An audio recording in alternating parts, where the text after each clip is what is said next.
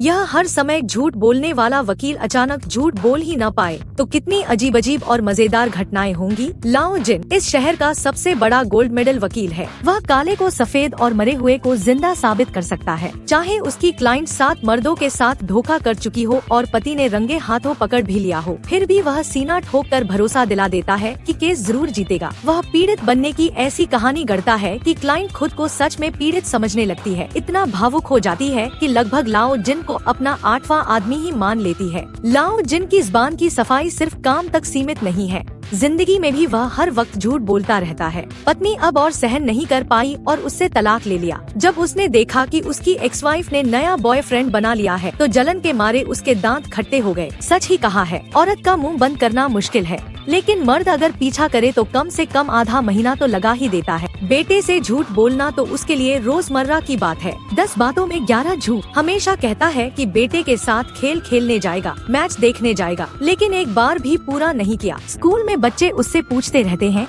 कि उसके पापा क्या काम करते हैं। बाकी बच्चों के पापा डॉक्टर, ड्राइवर वगैरह होते हैं, लेकिन छोटा जिन आधा दिन सोचता रहता है और एक शब्द भी नहीं बोल पाता। कल बेटे का 5वां जन्मदिन है और लाओ जिन यह बात कब की भूल चुका है। अच्छी बात यह है कि सेक्रेटरी उसकी आदतों को जानती थी, इसलिए पहले से ही गिफ्ट तैयार कर रखा था। उसने वादा किया था कि शाम को बेटे को कुश्ती का मैच दिखाने ले जाएगा, लेकिन तभी बॉस ने अचानक एक बड़ा केस दे दिया। हाल ही में लाओ जिन पार्टनर बनने का सपना देख रहा था, ऐसा मौका वह कैसे छोड़ देता। मजबूरी में फिर बेटे से माफी मांगी और कहा कि अगली शाम उसकी बर्थडे पार्टी में जरूर आएगा और उसे बड़ा सरप्राइज देगा। लेकिन उसी दिन दोपहर को 7 मर्दों के साथ धोखा करने वाली क्लाइंट से कॉन्ट्रैक्ट साइन कराने के बाद महिला बॉस भी उसकी बातों से प्रभावित हो गई। उसने न सिर्फ केस जीतने पर उसे पार्टनर बनाने का वादा किया, बल्कि पहले ही उसे अच्छे से इनाम देने का प्लान भी बना लिया। पार्टनर बनने के लिए लाओ जिन ने मजबूरी में एक्स वाइफ को फोन किया और कहा कि अचानक ओवरटाइम करना पड़ रहा है, इसलिए बेटे की पार्टी में नहीं आ पाएगा। एक और जन्मदिन जिसमें बेटा अपने पापा को नहीं देख पाया। छोटा जिन पूरी तरह टूट गया, उसकी आंखों की चमक बुझ गई। आखिर में उसने केक के सामने खड़े होकर एक दुआ मांगी, काश पापा एक दिन झूठ न बोल पाए। शायद बेटे की सच्ची दुआ ऊपर तक पहुंच गई, या फिर लाओ जिन के कारनामों से भगवान भी तंग आ चुके थे। यह दुआ सच में पूरी हो गई। अगली सुबह जब लाओ जिन बॉस से मिला और नमस्ते की, तब भी उसे हालात की गंभीरता का एहसास नहीं हुआ। लेकिन लिफ्ट में नए पड़ोसी से मिलने के बाद उसे लगा कि जैसे उस पर कोई श्राप लग गया हो। वह झूठ बोल ही नहीं पा रहा था। ऑफिस पहुंचते ही उसने एक एक कर सब सहकर्मियों को सच्चाई सुना दी। रिसेप्शनिस्ट के हेयर स्टाइल पर टिप्पणी, मोटे सहकर्मी से कह दिया कि इसी तरह खाते रहे तो एक दिन गायब ही हो जाएगा। वह रुकने का नाम नहीं ले रहा था। लाओ जिन को यकीन ही नहीं हो रहा था, क्योंकि दोपहर में उसे उस धोखा देने वाले केस की सुनवाई करनी थी। बिना झूठ बोले वह यह सब कैसे संभालेगा। उसने एक नीली पेन उठाई और जबरदस्ती उसे लाल कहने की कोशिश की, लेकिन चाहे जितना जोर लगाया,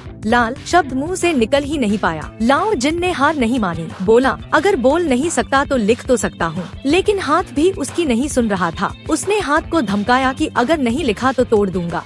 फिर भी कागज पर लिखा शब्द नीला ही आया। सेक्रेटरी शोर सुनकर अंदर आ गई। तभी एक्स वाइफ का फोन आया। उसने पूछा, तुमने कल कहा था कि बेटे को लेने आओगे, आखिर कब? मेरे पास सच में वक्त नहीं था। तुम्हारे पास कभी वक्त रहा ही कब है? इस बार बात अलग है, मैं सच बोल रहा हूँ। तो इसका मतलब कल रात तुम सच नहीं बोल रहे थे? हाँ, कल रात मैं बॉस के साथ डांस कर रहा था। फिर एक्स वाइफ ने बताया कि कुछ दिन पहले उसके बॉयफ्रेंड ने उसे शादी के लिए प्रपोज किया था। वह दुविधा में थी, लेकिन अब नहीं। आज ही वह बेटे के साथ बॉयफ्रेंड के साथ बोस्टन शिफ्ट होने वाली है। यह सुनकर लाओ जिन घबरा गया। ऐसा नहीं हो सकता, फिर तो मैं बेटे से और भी कम मिल पाऊंगा। तुम अब भी कौन सा उससे ज्यादा मिलते हो, वो अलग बात है। लाओ जिन ने फोन काट दिया और घबराहट में एक्स वाइफ के पास भागा। रास्ते में स्पीडिंग की, रेड लाइट तोड़ी और आखिरकार ट्रैफिक पुलिस ने रोक लिया। तुम जानते हो मैंने तुम्हें क्यों रोका? यह इस पर निर्भर करता है कि तुम मुझे कब से फॉलो कर रहे थे। तो चलो शुरुआत से ही बताते हैं। लाओ जिन को हिरासत में ले लिया गया। आखिर में एक्स वाइफ ही उसे छुड़वाने आई। वह एक बार फिर उससे पूरी तरह निराश हो गई।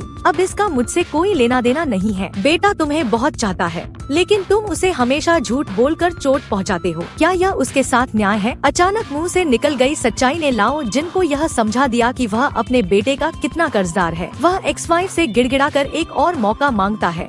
बस आज रात किसी भी तरह बेटे से मिलना चाहता है। एक्स वाइफ मजबूर होकर कहती है कि उनकी आज रात 8 बजे की फ्लाइट है। यही उसका आखिरी मौका है। अब बेटे को और निराश मत करना। और कल रात की तरह उसका जन्मदिन इस दुआ में बर्बाद मत करना कि पापा एक दिन झूठ न बोल पाए। ऐसी दुनिया की बाहर की बातों में लाओ जिन तुरंत स्कूल पहुंचकर बेटे को ढूंढता है और उससे कहता है कि कल रात मांगी हुई दुआ वापस ले ले। फिर वह बेवजह लंबा भाषण देने लगता है। बेटे को समझाता है कि बड़े लोग कभी कभी झूठ बोलने पर मजबूर होते हैं। जैसे जब तुम्हारी माँ तुम्हें पेट में लिए हुए थी तो वह 40 किलो मोटी हो गई थी, सुअर से भी ज्यादा खाती थी, लेकिन फिर भी मुझे उसकी तारीफ करनी पड़ती थी। अगर मैं सच कह देता कि वह गाय जैसी दिखती है तो तुम्हारे पापा बहुत बुरी तरह मारे जाते। इतनी देर की मानसिक दबाव वाली बातें सुनकर बेटा आखिरकार मजबूर होकर दुआ वापस लेने को मान जाता है। धन्यवाद बेटे, पापा अब जाकर देखता है। लाओ जिन को यकीन ही नहीं होता, वह जो पूछता है वही मुंह से निकल जाता है। किसी बात से बच ही नहीं पा रहा, शायद इसलिए कि कल रात मैंने दिल से दुआ मांगी थी। आज तो तुमने ही मुझे मजबूर किया है। लाओ जिन फिर से बड़े बड़े उपदेश देने लगता है।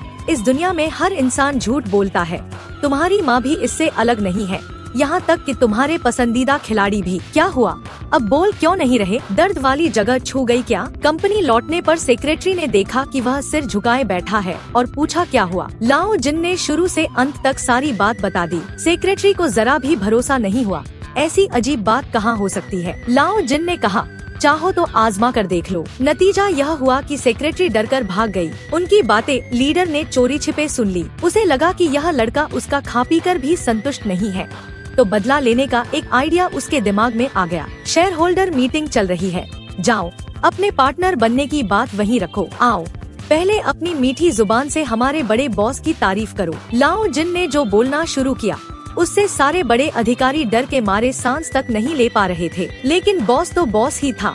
हाथ कांप रहे थे, फिर भी हंसते हुए बोला कि यह आदमी बड़ा दिलचस्प है, उसे गालियाँ सुनना पसंद है। चलो आज सब लोग खुलकर बोलो, यहाँ मौजूद हर इंसान को जमकर सुनाओ। लाओ जिन को किसी तैयारी की जरूरत ही नहीं पड़ी। हर शब्द दिल से निकल रहा था। जो शेयर होल्डर हमेशा ऊपर से सबको देखते थे, उन्हें उसने एक एक कर उंगली दिखाकर डांट दिया।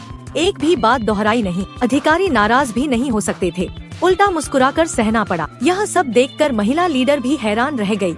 ये लोग कहीं दवा लेना भूल तो नहीं आए। आखिरकार दोपहर में कोर्ट की सुनवाई का समय आ गया। लाओ जिन जानता था कि वह झूठ नहीं बोल सकता, इसलिए 7 मर्दों के साथ धोखा करने वाली क्लाइंट का केस वह जीत नहीं पाएगा। उसने सुनवाई टालने की अर्जी देना चाही। जज ने वजह पूछी, लेकिन सच बोलने की मजबूरी में वह कोई बहाना ही नहीं बना पाया। वादी पक्ष ने पत्नी के धोखे की तस्वीरें और दूसरे मर्दों से झगड़ने की ऑडियो रिकॉर्डिंग पेश कर दी। चीख पुकार इतनी दर्दनाक थी कि बच्चों को सुनाना भी मुश्किल हो। इन पक्के सबूतों के सामने लाओ जिन बस लगातार पानी पीता रहा।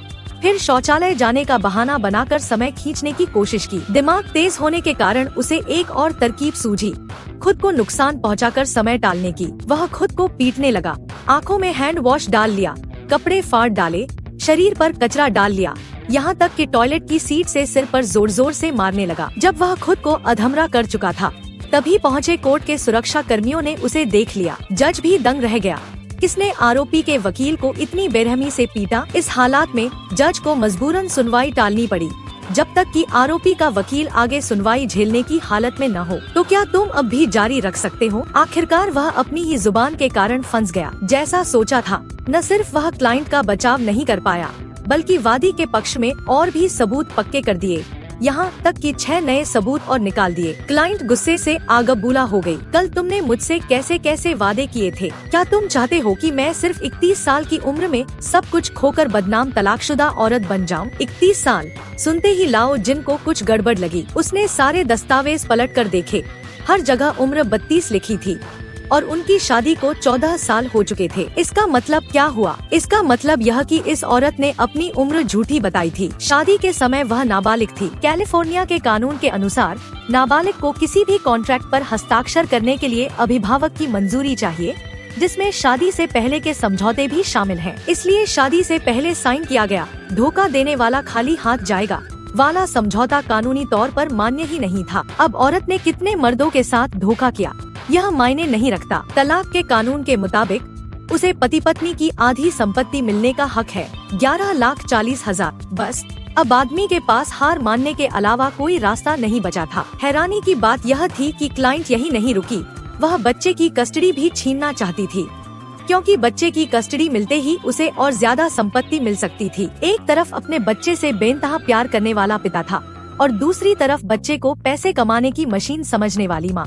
यह देखकर लाओ जिन को पहली बार एहसास हुआ कि वह पहले कितना बेतुका और स्वार्थी रहा है। अगर वह भी अपना बेटा खो देता तो वह कैसा हो जाता। वह आगे सोचने की हिम्मत ही नहीं कर पाया। वह जज के सामने गया और बोला कि वह अपनी अभी कही गई बातों को वापस लेना चाहता है, क्योंकि यह फैसला बिल्कुल भी न्याय संगत नहीं है। लेकिन जज को इससे कोई फर्क नहीं पड़ा और न ही वह कुछ कर सकता था। यह केस तुमने जीता है और अब कह रहे हो कि मेरे फैसले में गलती है। यह तो अदालत और कानून दोनों की अवमानना है। आखिरकार लाओ जिन को कोर्ट की अवमानना के आरोप में गिरफ्तार कर लिया गया। उसने फिर से अपनी एक्स वाइफ को फोन किया और कहा कि जल्दी आकर उसे जमानत पर छुड़वाए। एक्स वाइफ ने बेहद बेरुखी से सोचा कि वह फिर कोई नया ड्रामा कर रहा है और सीधे फोन काट दिया। वह बेटे को लेकर एयरपोर्ट जाने लगी। खुशकिस्मती से सेक्रेटरी ने उसका साथ नहीं छोड़ा। खबर मिलते ही वह तुरंत पहुंची और उसे जमानत पर छुड़वा लिया। तुम सच में मेरी सबसे अच्छी सेक्रेटरी हो।